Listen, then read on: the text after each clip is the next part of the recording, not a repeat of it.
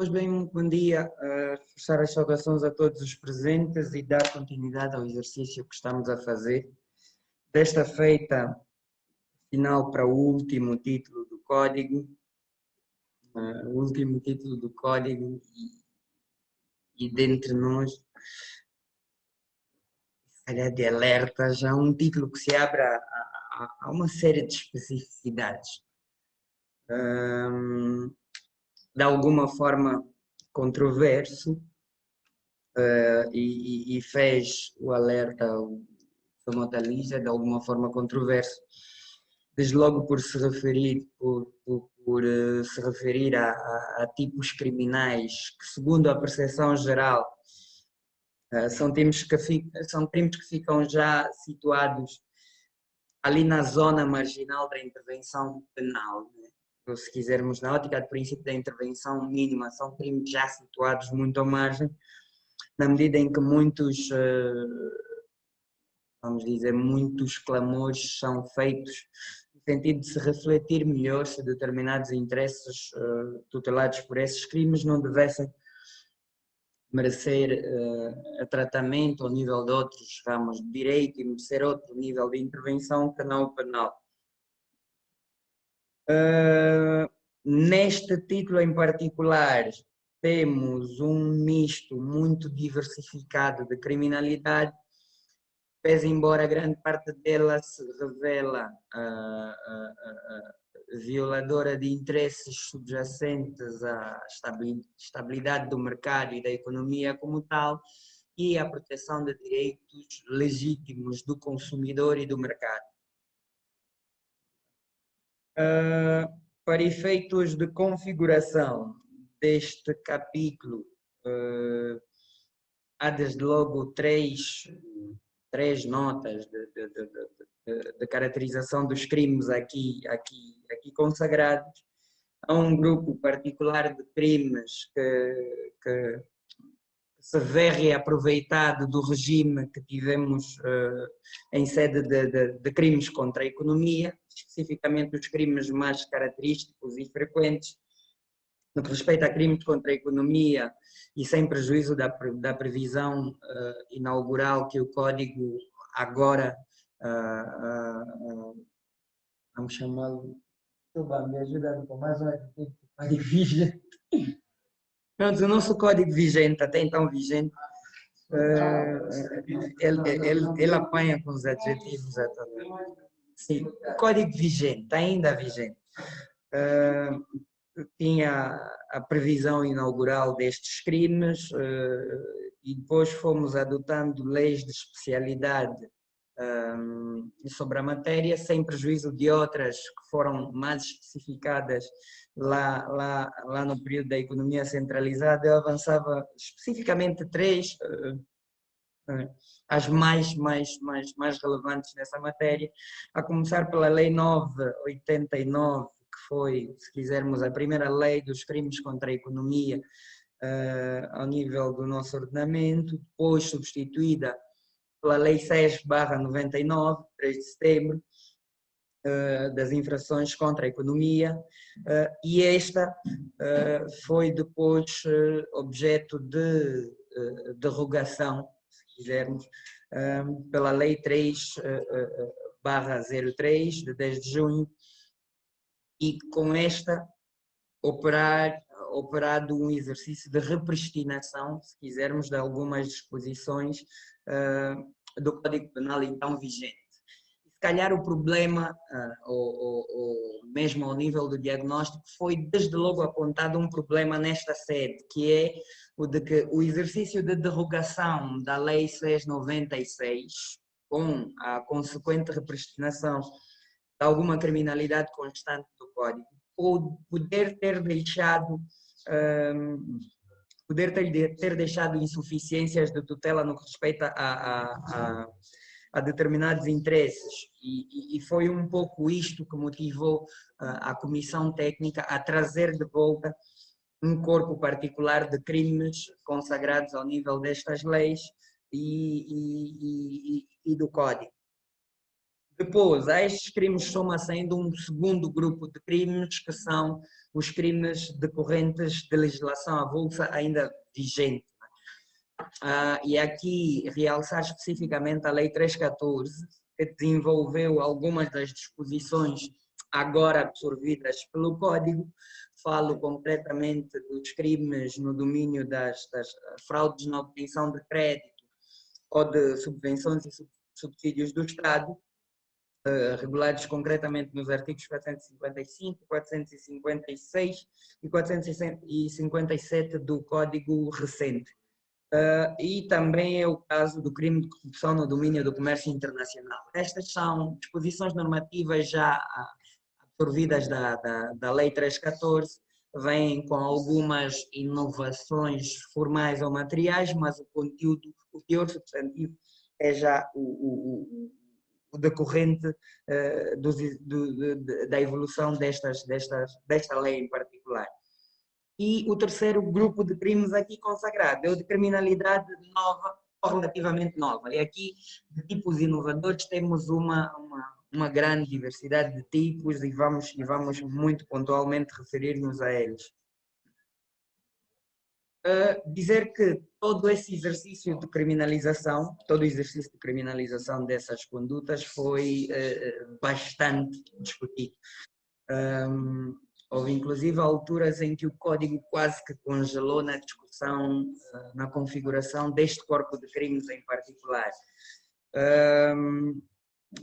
Em torno da necessidade de discussão constante dessas matérias, teve desde logo o facto já avançado de grande parte dessa criminalidade situar-se no limiar da intervenção mínima do direito penal. E aí a criminalização dessas condutas foi especificamente justificada por razões particulares do contexto econômico e financeiro que o país viveu na altura em que foram se concebendo ou incorporando soluções normativas nesta sede. Houve alturas, inclusive, que o contexto quase ditou a aprovação de uma lei especial sobre essas matérias. Teve, por exemplo, na Forja, a elaboração de uma lei concreta sobre crimes voltados para a economia e o mercado. Esta lei, apesar da discussão que teve até ao nível dos canais formais de aprovação, a dada altura não vingou, e o grosso de criminalidade que estava a ser desenvolvido nesse exercício de especialidade acabou absorvido pelo Código. Razões do contexto econômico levaram especificamente à salvaguarda do muito de criminalidade que se tem nesta sede em particular. Avultam desde logo interesses como os de promoção da saúde pública e dos direitos do consumidor como tal, interesses em matéria de preservação e se quisermos, promoção da sã concorrência, da sustentabilidade do mercado e da economia no geral, preocupações no domínio da própria estabilidade do setor financeiro, do setor monetário, do setor cambial, e demais interesses voltados à salvaguarda da economia e do mercado, entendidos aqui amplo senso. Se quisermos, o grosso de crimes aqui consagrados é especificamente um grosso de criminalidade voltada para a proteção da economia e do mercado, sem prejuízo desses interesses conexos que têm que ver especificamente com o consumidor, preocupações de saúde pública, preocupações no domínio da concorrência e outras preocupações conexas. A título de sistematização, o presente título apresenta dois capítulos em particular. Um primeiro de crimes contra o consumidor, e nestes são tutelados crimes mais especificamente voltados à salvaguarda de direitos do consumidor e indiretamente preocupações voltadas para a saúde pública, para a preservação do abastecimento e do fluxo regular do mercado e do comércio, a promoção da sã concorrência e outros interesses penalmente relevantes. E depois aparece um crime, um capítulo, se quisermos mais geral, sobre o crivo de crimes contra o mercado e contra a economia, e aqui há um leque mais diversificado de crimes voltados para a proteção de muitos interesses. Passemos agora muito sinteticamente pelas normas, em particular, realçando, se quisermos, traços de destaque na previsão, sem prejuízo da nota, porque não vamos esgotar tudo o tempo, particularmente não nos permite. A título de história, eu acredito que só a discussão deste capítulo, em particular, deve nos ter levado, no processo de conformação do Código, sensivelmente um ano. E houve crimes que ingressaram em algum momento e depois o interesse de criminalização não se justificou, houve outros que estiveram desde a base na concepção e no último momento foram afastados, portanto há muitos desenvolvimentos que se operaram em sede dessa sede e não seriam necessariamente esgotados no tempo que temos agora para a apresentação. Passaremos então para as normas em concreto, a começar pelo capítulo 1º, e começamos desde logo com um crime que tem considerações de detalhe. O crime de abate clandestino de animais destinados à comercialização. É especificamente um crime voltado para a salvaguarda dos direitos do consumidor, sem prejuízo das preocupações que tem, de um modo mais transversal, com a preservação da saúde pública. Saúde pública é essencial. E aqui, se calhar, duas notas prévias para consideração. Uma primeira, e permitam-me aqui inverter a ordem, uma primeira tem que ver com aquilo que se entende, para efeitos desta norma, de abate clandestino. Por abate clandestino. O conceito de abate clandestino, se quisermos, é fixado ao nível do número 3 deste artigo em particular, e ele de per si já levanta considerações práticas muito fortes. O conceito de abate clandestino aqui adotado é o de abate de animais para efeitos de comercialização, sem a competente inspeção sanitária. E aqui um alerta em particular para as responsabilidades das autoridades de fiscalização do setor de saúde, especificamente para essas atribuições de inspeção sanitária. É o caso de abate clandestino de animais para comercialização feito fora de matadouros ou locais licenciados para esse efeito.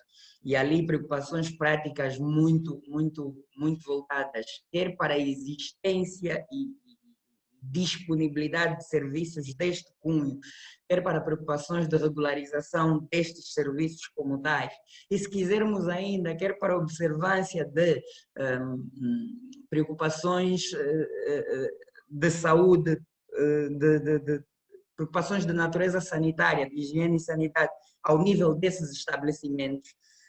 E a terceira nota, que interessa para efeitos do conceito de abate clandestino, é a de os animais abatidos subscreverem um corpo de animais comumente utilizados para efeitos a terceira nota tem que ver com a observância de exatamente dessas preocupações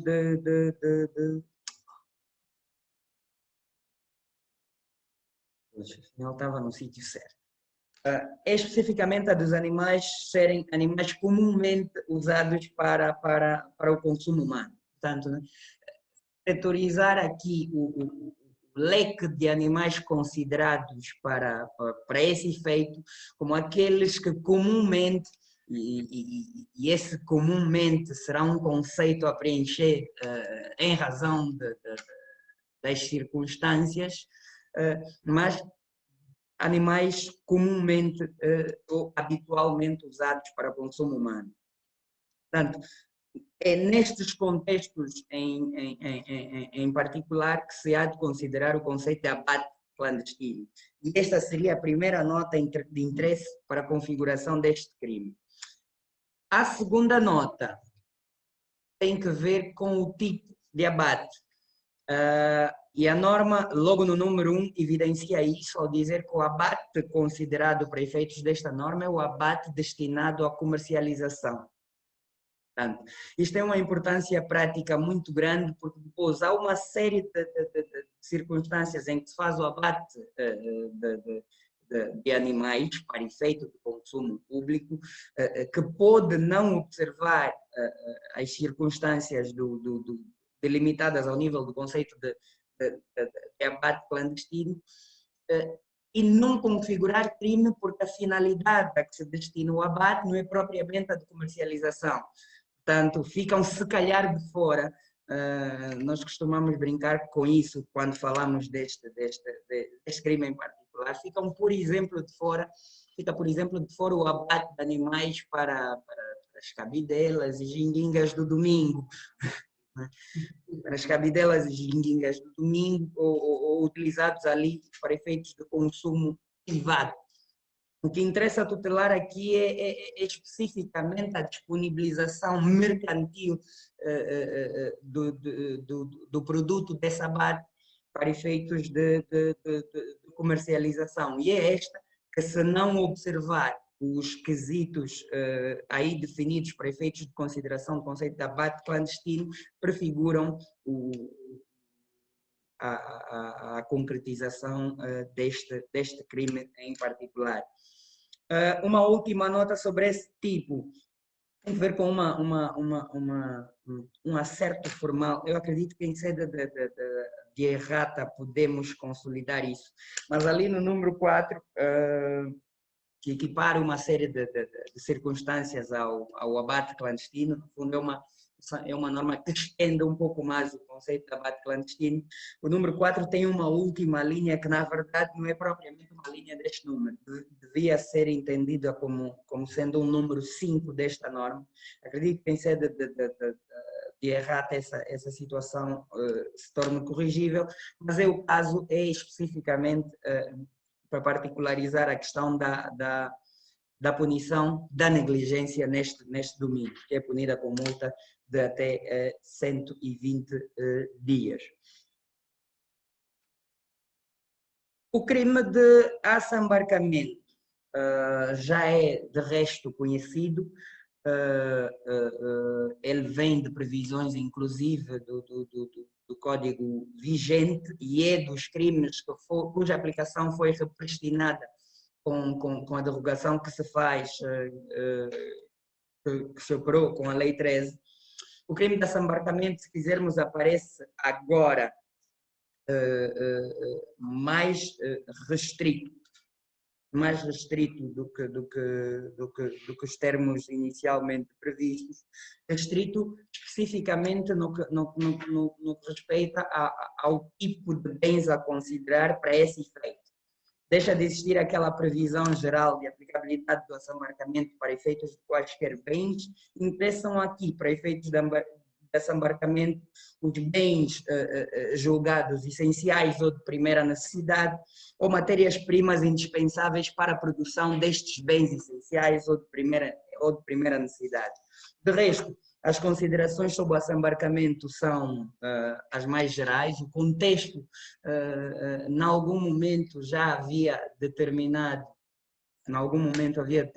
a inaplicabilidade da norma de assambarcamento, um pouco por desuso, mas se nos lembrarmos dos primeiros contextos de crise, em que a crise começou especificamente a se evidenciar, os serviços ao nível da fiscalização das atividades comerciais foram identificando particulares situações subsumíveis a esse tipo. Foram-se verificando com maior frequência à medida em que a crise agudizava, e foi um pouco essa ordem de preocupações que legitimou o retorno da previsão normativa como tal, com as considerações que agora se apresentam. Relativamente ao assambarcamento, uma última nota tem que ver com os casos em que o tipo não se preenche, nos termos do número 3, e aqui realçar particularmente situações que acabaram se tornando comuns para os estabelecimentos comerciais, para os operadores comerciais, muito em razão do contexto de crise, que eram os casos em que essas limitações ou recusas de acesso a produtos pelo consumidor normal se justificavam muito pela ou dificuldade de fornecimento desses bens ao público em geral, ou pela racionalização, exigências de racionalização dessa distribuição como tal. E por essa perspectiva não eram, por exemplo, permitidos, ou os estabelecimentos comerciais não permitiam a aquisição de determinados produtos em quantidades manifestamente superiores às necessidades do consumidor ou do cliente, e principalmente situações em que o acesso a esses produtos era, por exemplo, limitado para permitir a justa repartição destes produtos escassos pelo núcleo expectável de clientes que acorressem a esse estabelecimento comercial. Portanto, nestas situações em particular e noutras referidas no número 3, o tipo de assambarcamento como tal não se considera PNG. Relativamente ao crime de especulação, também é antigo, também é um crime já de considerações ao nível deste vasto leque de legislação que referimos, levanta particulares preocupações no comércio atual e principalmente em contextos de crise ou em momentos comerciais específicos. Para efeitos de configuração deste crime, tivemos desde logo como dificuldade a previsão do assambarcamento como tal num contexto de mercado livre ou de economia de mercado pleno. Sendo certo que o contexto é de economia de mercado pleno, e aqui usamos do que temos atualmente de regime econômico para delimitar o conceito, para delimitar o tipo de especulação como tal, e para esse efeito reportamos-nos ao regime legal de preços fixados ou vigiados. Portanto, o assambarcamento passa a verificar-se só relativamente, a especulação passa a verificar-se só relativamente a bens submetidos ao regime legal de preços fixados ou vigiados. Portanto, quando os custos, os preços destes bens, efeitos de disponibilização no mercado, excedam aos limites estabelecidos à luz deste regime em particular, vê-se configurado o crime de especulação, e para esse efeito opera a norma penal como tal.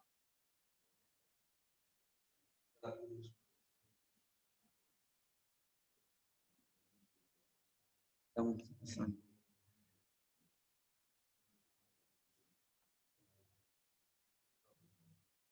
as fraudes sobre mercadoria e fraudes sobre alimentos são crimes de alguma forma também já conhecidos. As razões da criminalização aqui têm que ver um pouco pela preservação da ideia da ação concorrência e da ideia de direitos do consumidor, e um pouco também da preservação da saúde pública como tal. As penas estabelecidas para estes crimes são as previstas, grande parte deles, aliás, para o grosso de crimes previstos nesse capítulo, as penas são sempre colocadas ou com alternativa de multa ou só exclusivamente em multa. Não seria diferente nesses casos, sendo certo que para estes crimes em particular, de 448 e 449, há salvaguarda de pena mais grave quando, em virtude do perigo causado ou do dano efetivamente produzido, a conduta como tal subscrever um ou outro tipo normativo como tal. A destruição ou aplicação indevida de matérias-primas e bens é um crime um pouco aliado à ideia de assambarcamento. Aliás, na previsão que temos vigente, ele era reconduzido especificamente aos termos de responsabilização do assambarcamento. Aqui, se calhar, uma menção também de correção formal, a remissão que se faz para o artigo 448, no sentido que essa remissão deve ser feita, deve entender-se feita especificamente para o crime de assambarcamento, no caso 446, para dizer que a destruição, os bens considerados para efeito deste crime em particular são os mesmos considerados ao nível do assambarcamento, bens ou dados essenciais ou de primeira necessidade ou matérias-primas destinadas à produção destes bens em particular.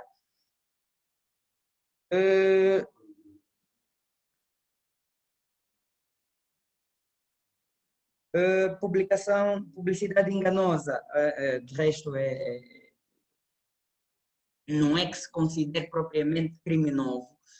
Ele tem um tratamento melhorado ao nível do código, mas as considerações em torno da publicidade enganosa já vinham, inclusive, da legislação avulsa. Pelo tempo, se calhar passaríamos já para o capítulo segundo, e aqui há um grosso mais diversificado de crimes como tal. A começar pelo primeiro, recusa a prestação de informações, é um crime especificamente voltado para a salvaguarda de funções inspetivas, e aqui são criminalizadas uma série de condutas que no final das contas se consubstanciam desvios ou fugas dolosas ou negligentes à capacidade de fiscalização das instituições que tutelam os setores de atividade em que estes operadores em particular atuam. O crime de exportação ilícita de bens. Este foi um crime, se quisermos, especificamente motivado pelo contexto. A norma surge especificamente voltada para a salvaguarda dos procedimentos legais de exportação de bens como tal, mas a intenção de criminalização ou a decisão de criminalização dessas condutas foi um pouco justificada por particulares necessidades do contexto angolano como tal. Os senhores estarão, se calhar, lembrados das grandes preocupações que se levantaram muito, não tão longe, coisa de algum tempo, no que respeita à constante exportação ilegal de madeira, de combustível, que é uma preocupação ainda sempre presente ao nível principalmente ao nível do norte do país ou da zona fronteiriça do país em geral.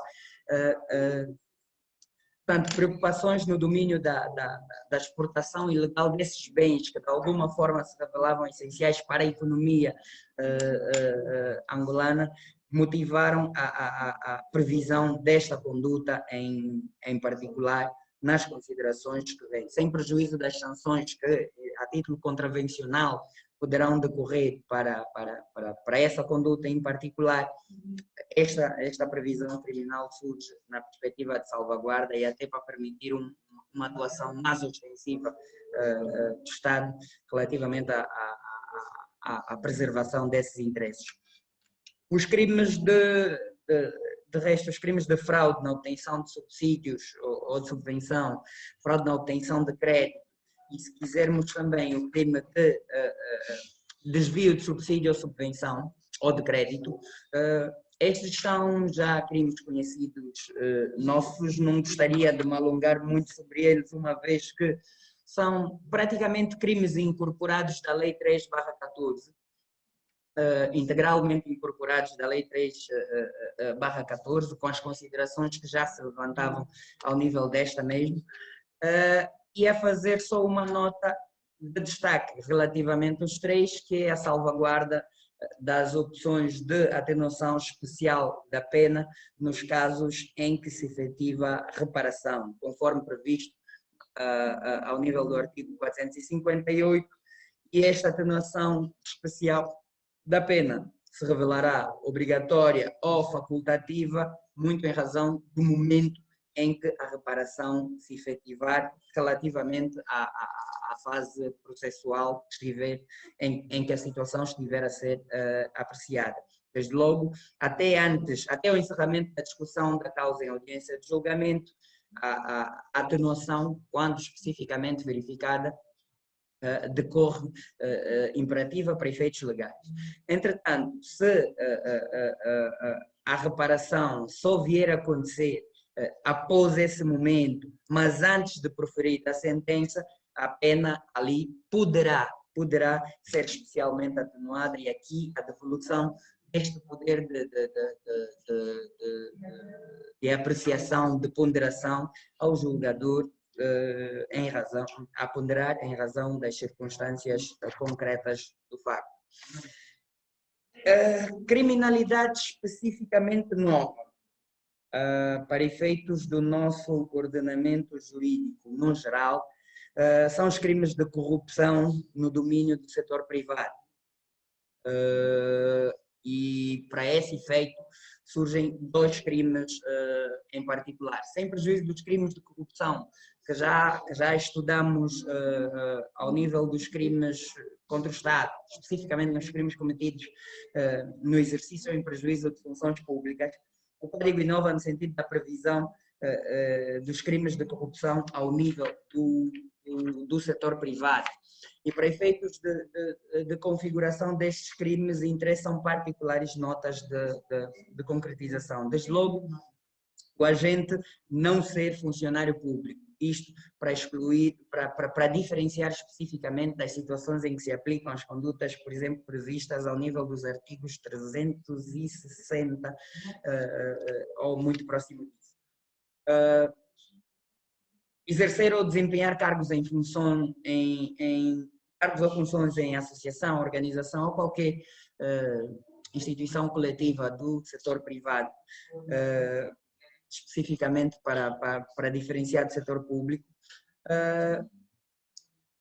a recepção ou aceitação de vantagens ou promessa de vantagens indevidas para si ou para outrem, com a finalidade específica de violar deveres profissionais ou funcionais.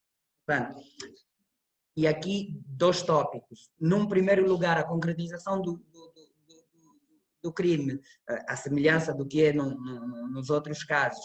Importa sempre a situação de receber ou aceitar e ainda de oferecer vantagens ou promessa de vantagens para si ou para terceiro, em virtude da prática ou omissão de prática de determinada conduta.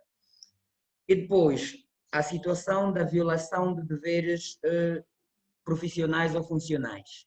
A conduta praticada deve-se destinar ou destina-se especificamente a esse contexto. Entretanto, a norma também é peremptória no sentido de que esta questão da violação de deveres profissionais ou funcionais não é propriamente uma questão ou não determina o afastamento da responsabilidade penal nos casos em que não se verifica. Determina somente a atenuação da responsabilidade do agente quando assim for o caso.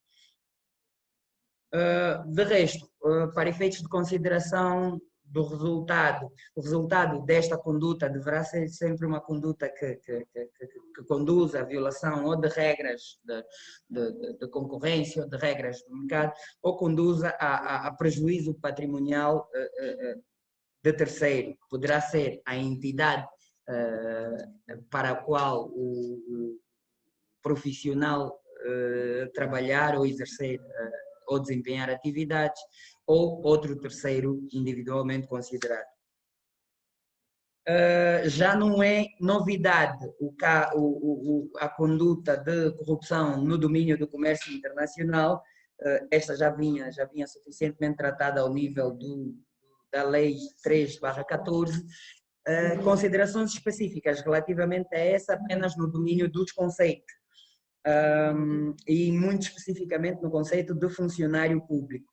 Para efeitos de preenchimento do conceito de funcionário público, aplicam-se as disposições gerais do Código e, na altura, quando verificamos, vimos que o conceito fixado de funcionário público do Código agora tem configurações especiais, portanto, é aquele conceito estabelecido ao nível do artigo 376 que é aplicável nesta norma para efeitos de consideração de funcionário público nacional. Para funcionário público estrangeiro, há a definição de um conceito, há a fixação de um conceito específico, e para titulares de cargos, o conceito de titulares de cargos políticos como tais, há a remissão para as considerações da lei estrangeira. Aqueles que seriam titulares de cargo político estrangeiro, aqueles que forem como tais considerados ao nível da legislação do país em que exercerem esses cargos.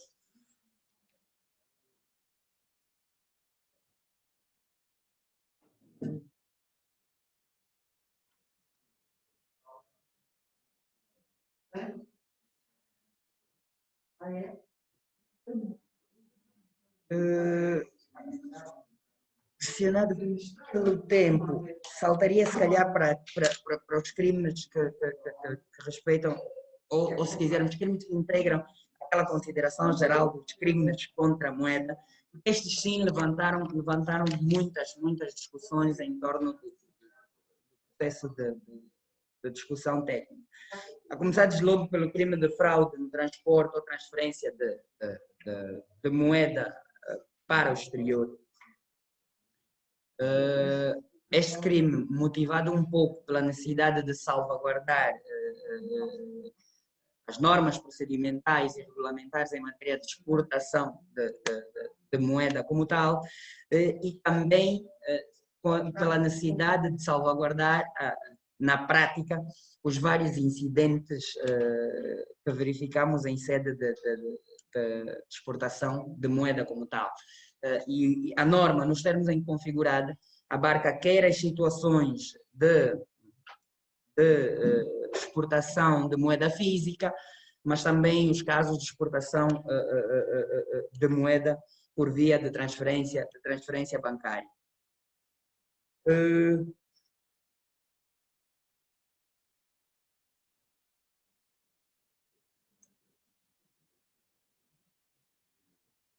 E também os casos de transferência bancária. As penas são estabelecidas no artigo como tal, ressalvada, como sempre, a possibilidade de aplicação de penas mais gravosas se estas decorrerem de outro crime em particular.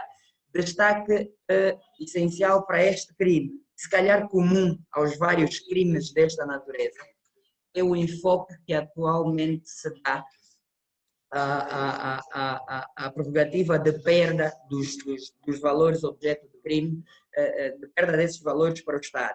No fundo, acabou sendo essa também uma das grandes preocupações em torno da configuração destes crimes em particular, porque muitas das vezes a preocupação prática, pelo menos colocada, era de que muitas das vezes os que incorressem nestes crimes em particular tinham a nota específica, tinham presente a nota específica de que a responsabilidade de regulamentar que se lhes decorreria por virtude do cometimento destas condutas em particular era a aplicação de uma multa. Multa esta que muitas vezes não se revia sequer no valor ilicitamente exportado. Portanto, eles quase que preferiam incorrer na ilegalidade e suportar o custo da multa, que acabava se revelando beneficiador destes exercícios ilegais de exportação de moeda.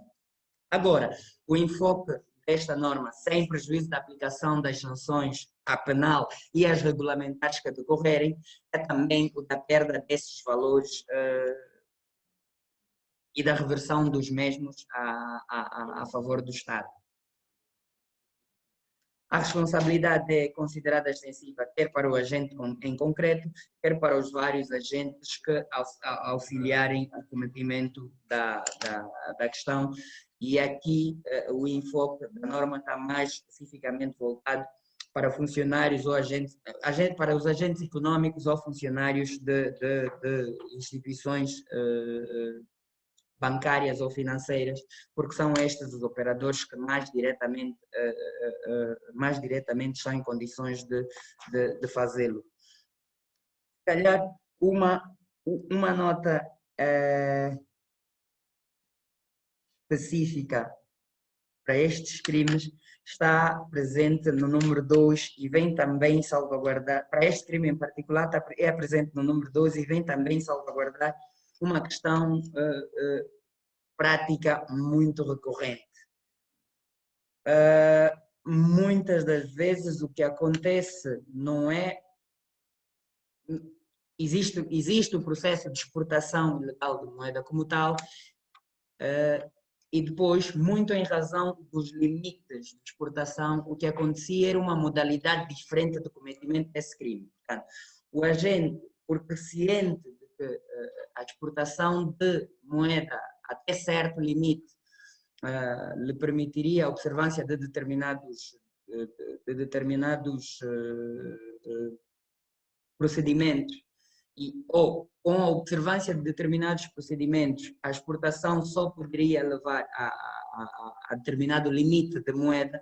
O que acontecia muitas das vezes é justificarem-se, por exemplo, procedimentos de exportação de moeda à luz de ações de importação de bens ou de outra natureza, não é?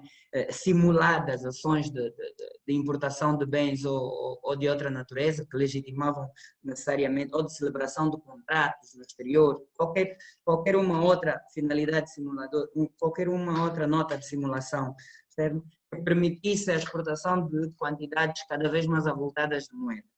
E depois, o objeto social dessa exportação quase nunca se verificava.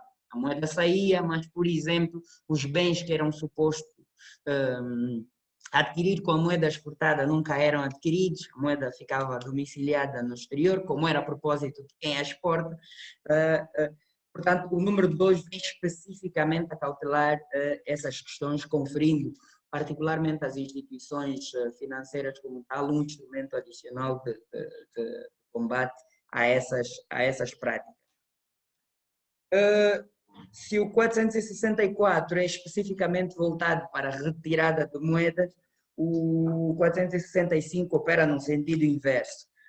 E aqui o foco desta norma é necessariamente de cautelar a introdução ilícita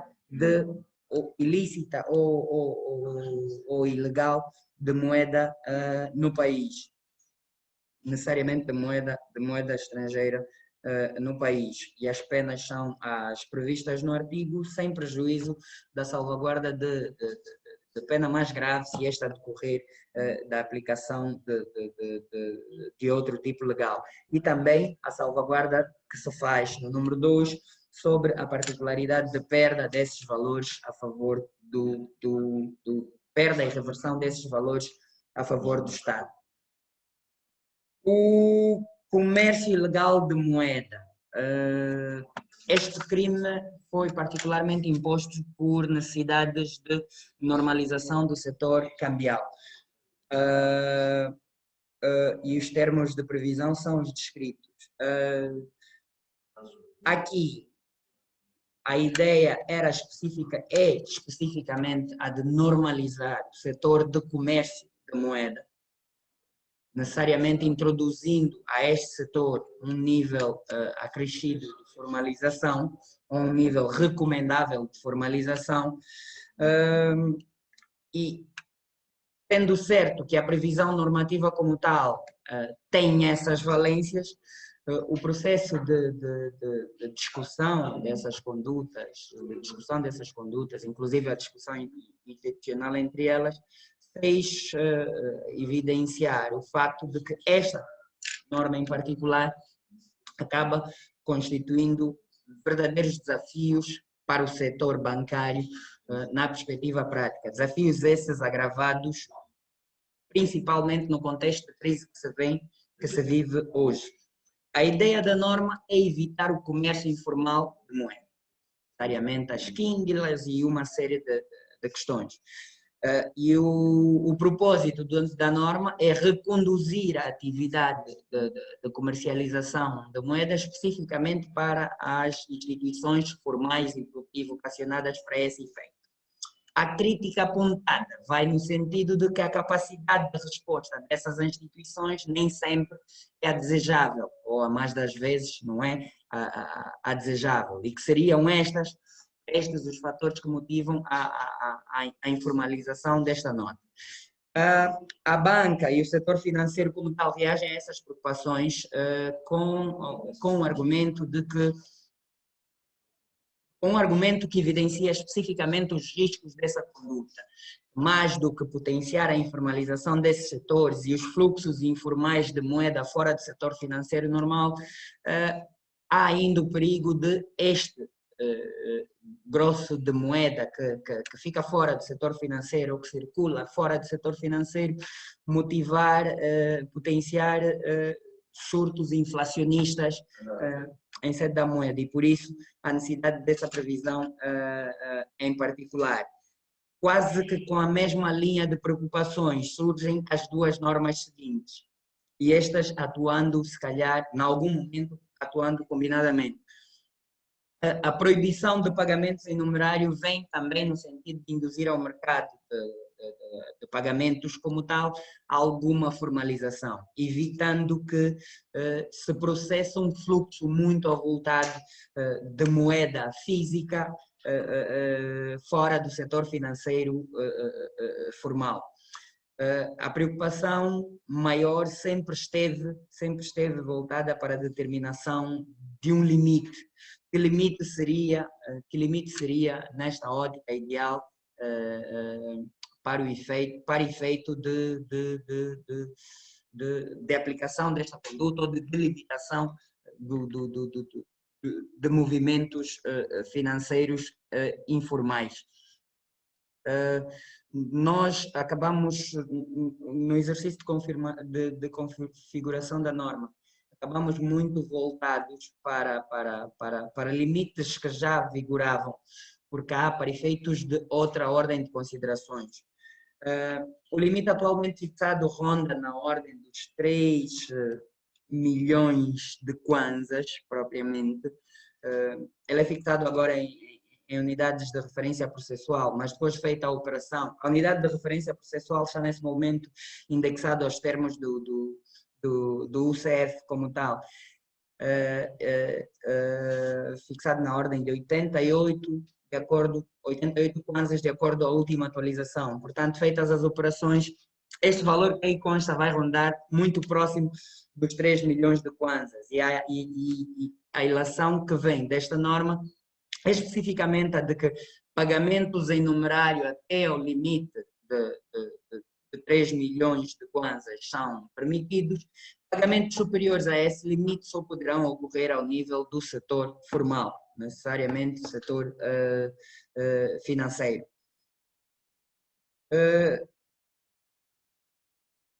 A outra norma opera no sentido de evitar a retenção avultada de valores ou de moeda como tal, fora do setor financeiro normal, e mais do que voltada para o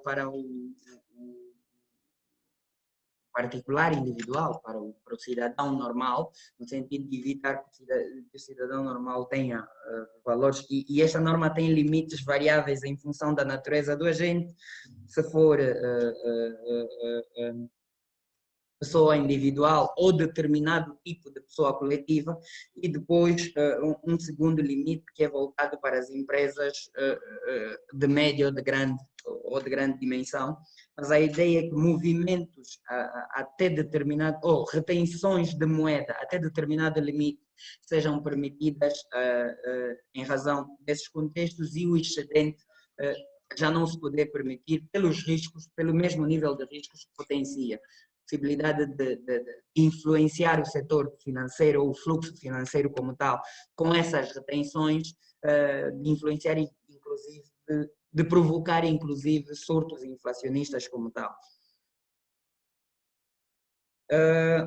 Estes crimes têm, todos eles, a particularidade de depois se revelarem, de depois do excedente se revelar para efeitos de perda de bens a favor, de reverter para efeitos de perda de bens a favor do Estado.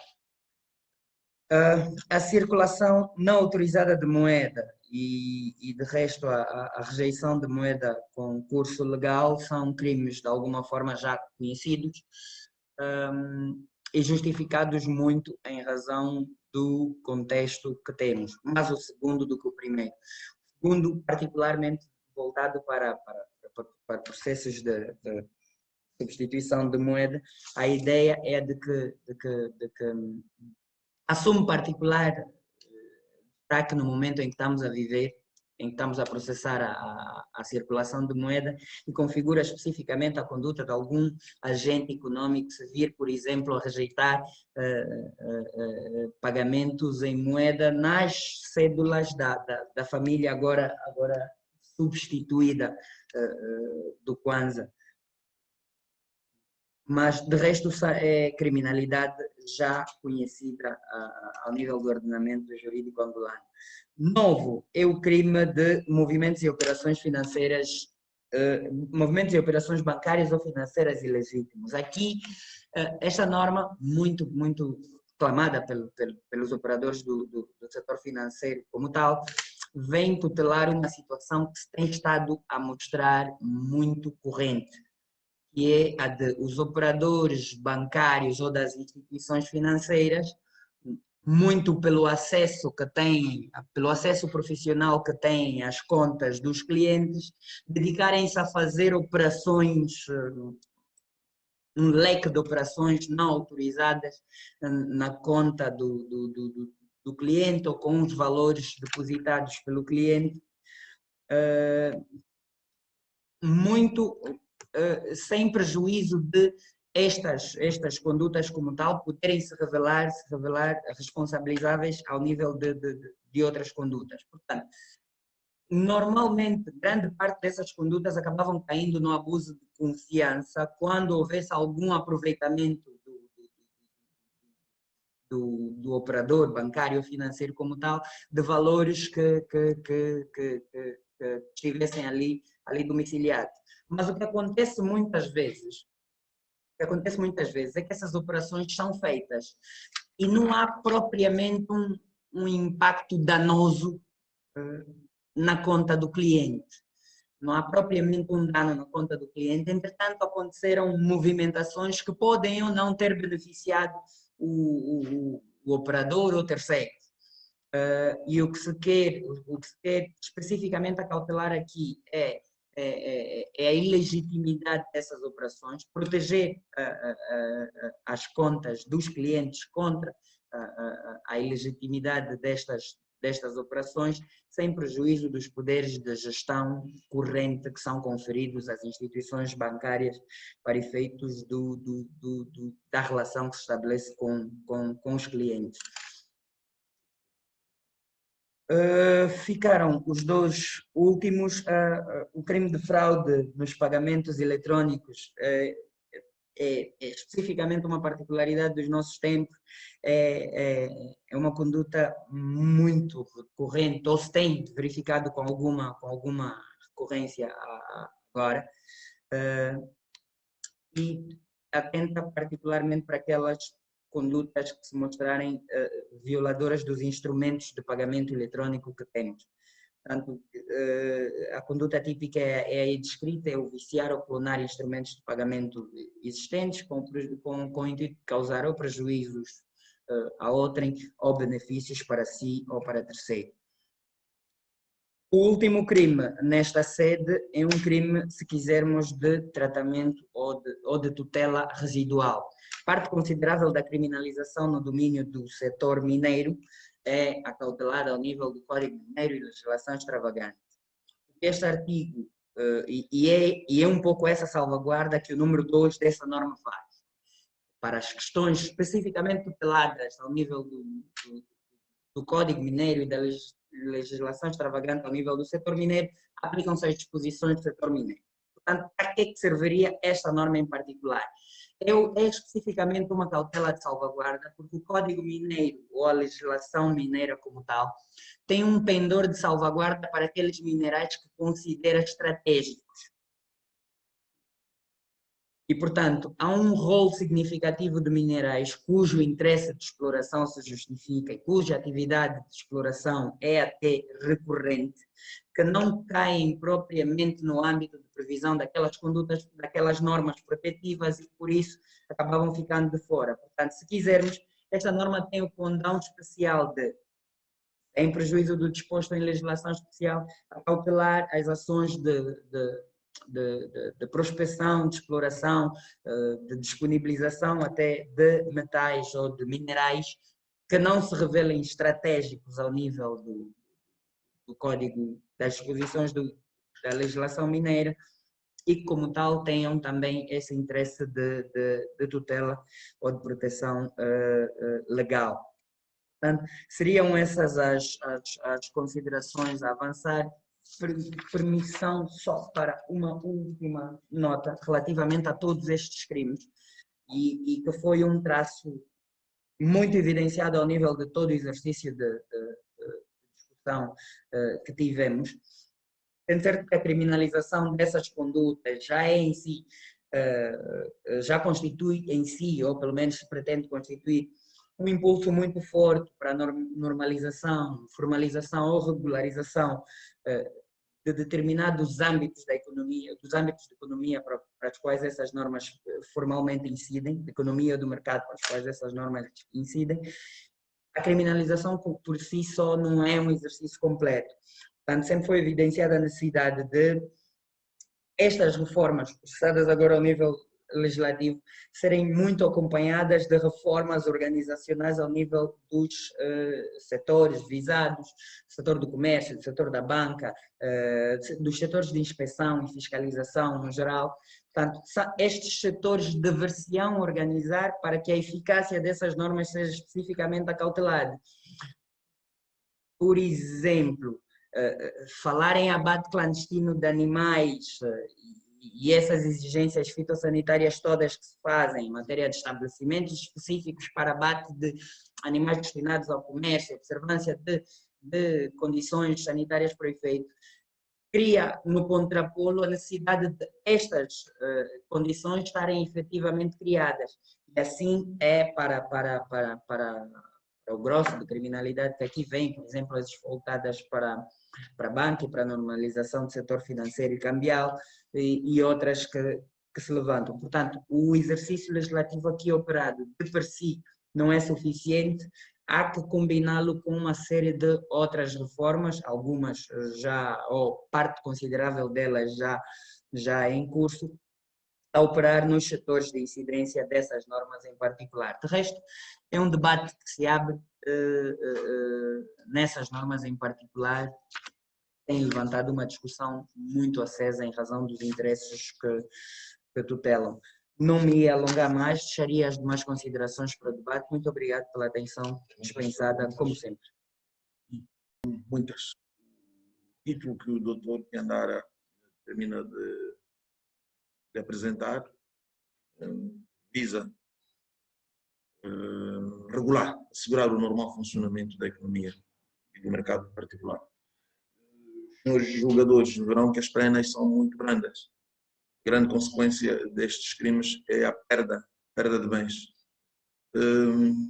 Sabemos todos o peso económico que tem nas transações financeiras de forma ilegal que o Martes, que foi onde tem. Uma altura que se fizeram operações no Martes, foram encontradas enormes quantidades de dinheiro em casa. Esse dinheiro deixa de estar na circulação.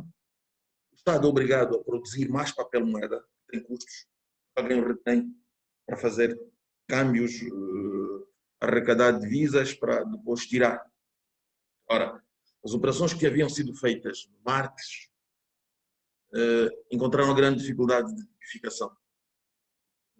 Não era crime, não era, quanto muito, uma relevância no âmbito do direito administrativo, mas para o criminal. E que o legislador tenha pensado, e também sabemos, muitos de nós já fomos a estabelecimentos comerciais de estrangeiros, italianos,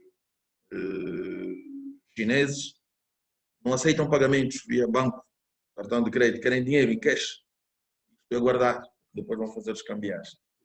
Brisa certamente a economia. É que o legislador tenha colocado aqui. Limite. E também não é o único de Angola. O GAFI estabelece limite muito claro. Mesmo em outros países, nos sistemas financeiros, tendo em conta o branqueamento, o financiamento do terrorismo, limites claros de utilização de valores em cash. E aqui são esses que podem ser atualizados em função da atualização da unidade de correção processual, que pode aumentar o valor ou não. Mas vai aí nos 2, 3 milhões de kwanzas que podemos usar para compras em direito. O resto, o dinheiro tem que estar no banco, tem que circular no sistema financeiro. Pagamos com o banco.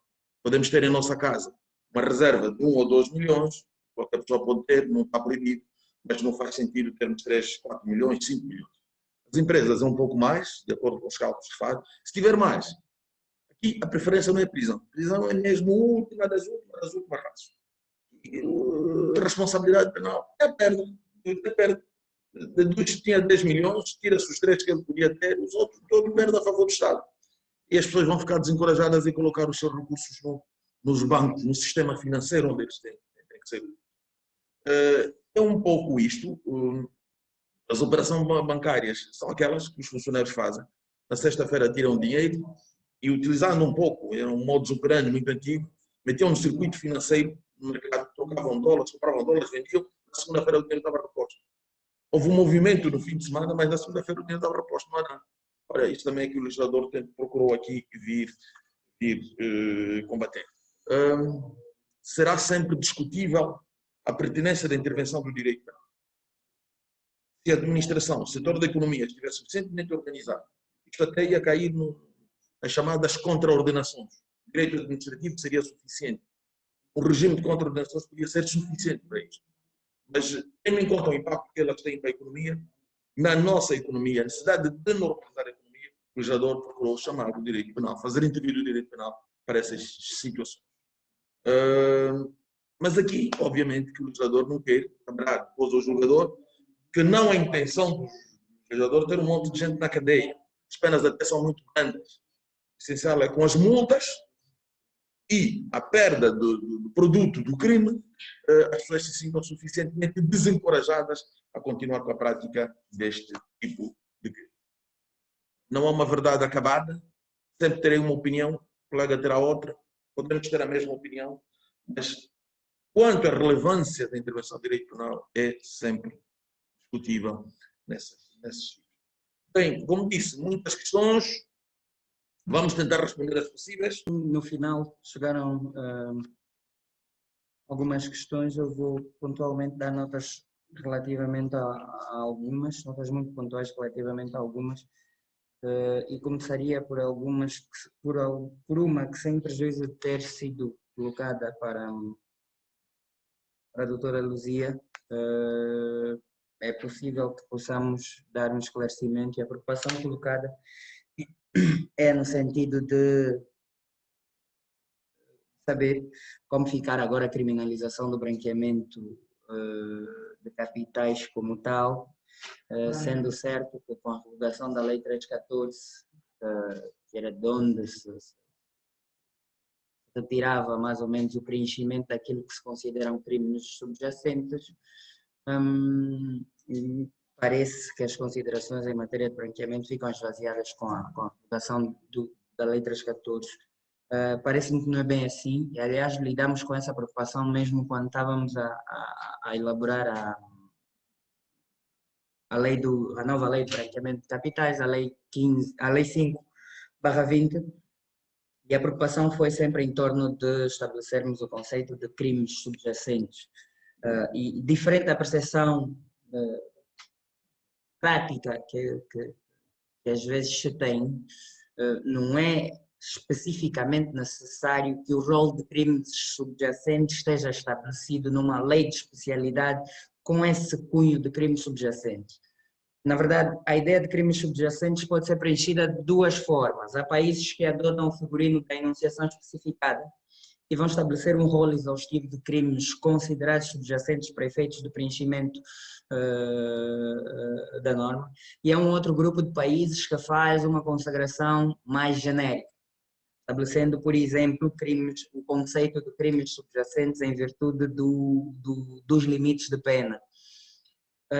A nossa lei, se que bem me lembro, não tenho cá a lei 5, formato final da norma, mas no desenho do conceito de crimes subjacentes nós fomos muito confrontados com essa necessidade, e a solução prática que se adotou foi a de que o conceito de limite de pena, de delimitação do conceito de crimes subjacentes a partir do limite de pena, definir a gravidade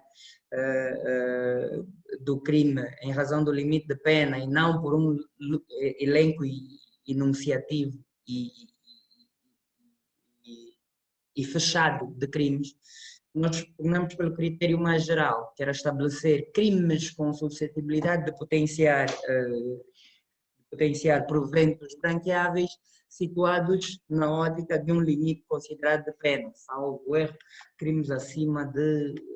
Eu acho que o limite agora está na ordem. Eu teria de verificar especificamente isso em torno da lei de branqueamentos. Mas o conceito, em resposta a essa questão, o conceito de crimes subjacentes foi estabelecido em condições tais, genéricas, que permitiam que os vários crimes suscetíveis de potenciar instrumentos branqueáveis, independentemente do molde em que tivessem, do molde ou do instrumento em que tivessem consagrados, pudessem operar para efeitos de preenchimento dessa norma. Isto porque na altura em que concebíamos a lei de branqueamento já estávamos a pensar na incorporação da lei ou da parte criminal da lei 3/14 e por essa nota o que de correspondência se estabelecia entre a lei do branqueamento anterior e a lei 3/14 passa-se a estabelecer agora com a lei do branqueamento nova e os instrumentos legislativos de que constem os crimes referenciáveis como crimes subjacentes. Aliás, essa preocupação nem é nova. Já se colocava essa discussão, por exemplo, relativamente ao tráfico de droga, que potenciava instrumentos branqueáveis e, pelo menos na prática, era discutido se o facto de tráfico de drogas como tal, o repertório de condutas subjacentes ao tráfico de drogas, não ser um rol de crimes como tal constante da lei dos crimes subjacentes, tornava essas condutas crimes subjacentes para efeitos de branqueamento de capitais. Acho que a perspectiva não é propriamente essa, não é a do instrumento em que estão regulados esses crimes, é sim a suscetibilidade destes crimes potenciar o surgimento de instrumentos branqueáveis e estes serem efetivamente branqueados. Portanto, é só necessário que entre o crime de branqueamento e este outro crime se estabeleça a verdadeira relação de precedência. Os proventos branqueados considerados para efeito do branqueamento sejam provenientes de um rol de criminalidade especificamente vocacionada a criar instrumentos branqueáveis. As referências aos crimes tributários ou fiscais, propositado ou intencional. Bom, nós tivemos o cuidado de, quando estávamos a configurar o código, ter de discuti-lo com as várias frentes de especialidade. O setor das finanças foi dos que mais interagiu conosco e uma das preocupações que o setor de finanças, mais especificamente a Administração Geral Tributária e os serviços conexos apresentaram, era a da necessidade que eles, enquanto instituição voltada para a matéria, tinham de ir concentrando matéria tributária ou matéria de impacto tributário em instrumentos específicos e furtar-se por isso a dispersão dessas matérias. Foi um pouco por isso que o tratamento de crimes, que nesta altura, ao nível da lei de branqueamento, são, por exemplo, crimes verificados. É nessa perspectiva que crimes como as fraudes fiscais e esses não constam propriamente de crimes incorporados no código, porque vão ou devem merecer, ou ficou o compromisso de que mereceriam, de que merecem tratamento ao nível da legislação especializada voltada para o setor tributário. Foi um pouco por essa perspectiva que o código nos incorporou, não propriamente por lapso, foi de alguma forma intencional que assim fosse. há uma questão aqui que fala do Código ter revogado os crimes dos agentes públicos, com exceção do enriquecimento, e se isso não gera alguma confusão com o regime civil, e se o Código eventualmente fez alguma vista grossa relativamente a essa matéria. Bom, sem prejuízo de não exaustar a questão, se bem percebi, em nota de resposta, o que temos a dizer é de que o Código incorporou esse corpo particular de crimes que entendeu serem, aqueles que entendeu serem suscetíveis de tratamento penal ainda, deixando de fora aqueles que, sendo merecedores de tratamento penal, devessem continuar a ser tratados em lei de especialidade, e também algumas condutas que, à luz do Código, deixavam de merecer consideração criminal. E foi um pouco esse o filtro que fez. Há matérias que o Código incorporou como sendo matérias gerais, ou pelo entendimento de que devessem ser integradas no Código, na lógica da codificação, e estas entraram. Há outras que não foram incorporadas, mas deverão continuar a merecer tratamento em sede de legislação de especialidade, e há outras relativamente às quais o Código faz mesmo um recuo de criminalização, no sentido de entender que as preocupações colocadas a esse nível podem ser resolvidas por outros domínios do direito como tal.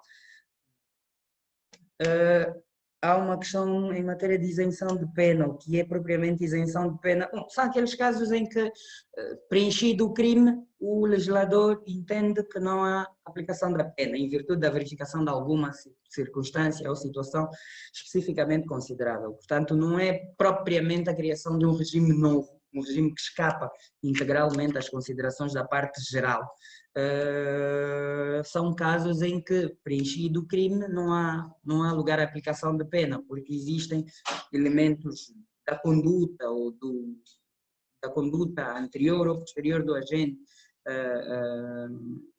ou do contexto da própria criminalidade em si, que determinam a não aplicação de uma pena, sem prejuízo de estarem preenchidos os elementos do crime. A comercialização de bens, o comércio fronteiriço, esta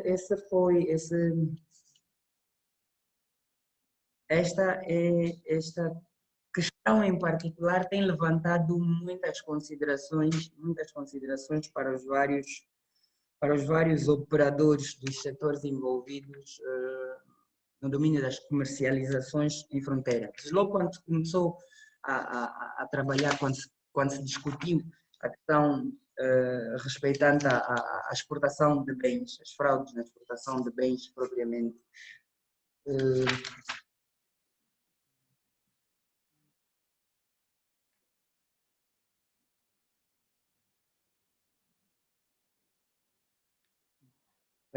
todo o exercício de discussão em torno do crime de exportação ilícita de bens foi um pouco confrontado com essa particularidade da vivência das comunidades na fronteira.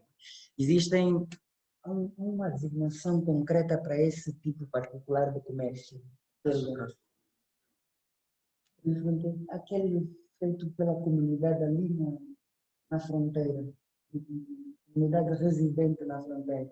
É um limite de abertura para transições lícitas. Sim, há um termo específico que me escapa agora, mas essa preocupação foi especificamente acautelada.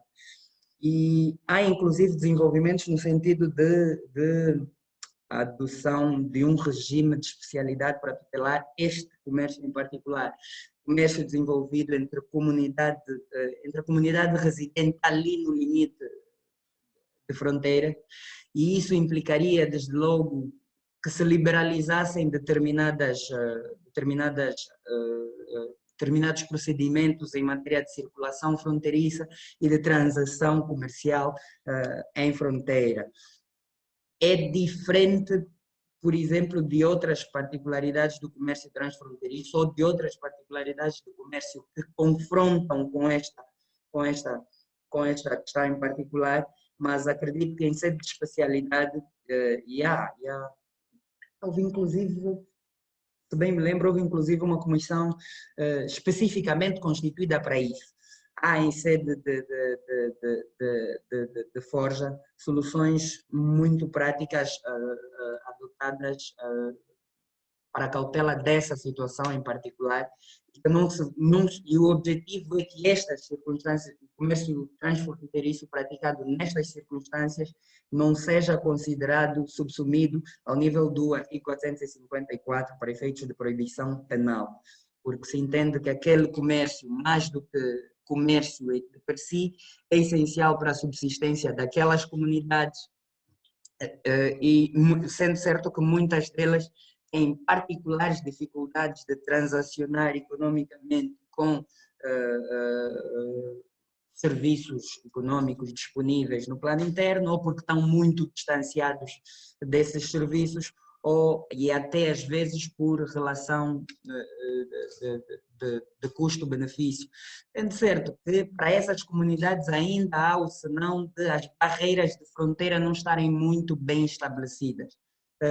Portanto, há mais considerações de especialidade nessa temática do que propriamente a do comércio ilegal de por si, mas há tratamento de especialidade dessa questão, e acredito que muito para breve devem estar a vir soluções concretas nesse sentido. Eu sei que envolviam estes serviços. Sei que ao nível da comissão responsável por tratar dessa questão havia envolvência de serviços respeitantes à administração tributária, o setor das finanças, havia o interior com o SME propriamente, e havia uma série de comércio e outras instituições especificamente voltadas para a resolução desta questão particular que escapa à consideração do comércio propriamente dito. Eu ia, para terminar, responder só à última, em que se pede um caso específico de aplicação do número 1, um exemplo prático de aplicação do número 1 do artigo 473. E nas discussões práticas fomos avultando vários, chegamos inclusive à comercialização de inertes, estamos a falar da areia, para as obras e assim.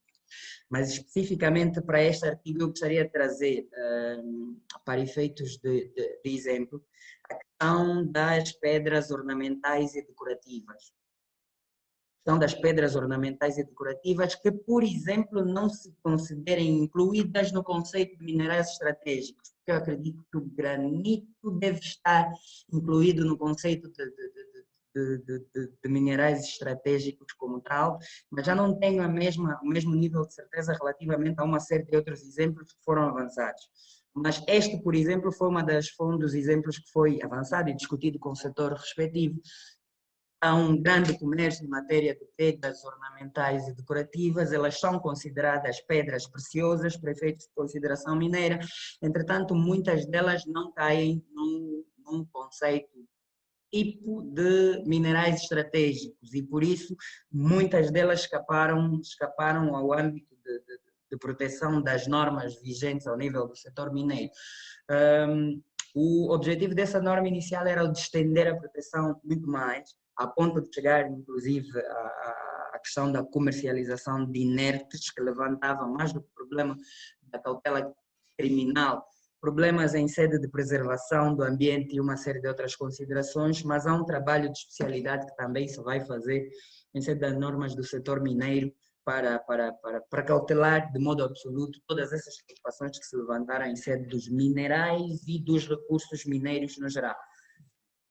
Bom, ficava por estas, muito obrigado pela atenção dispensada, em razão do tempo não temos possibilidade de fazer mais. Obrigado por tudo, até a próxima.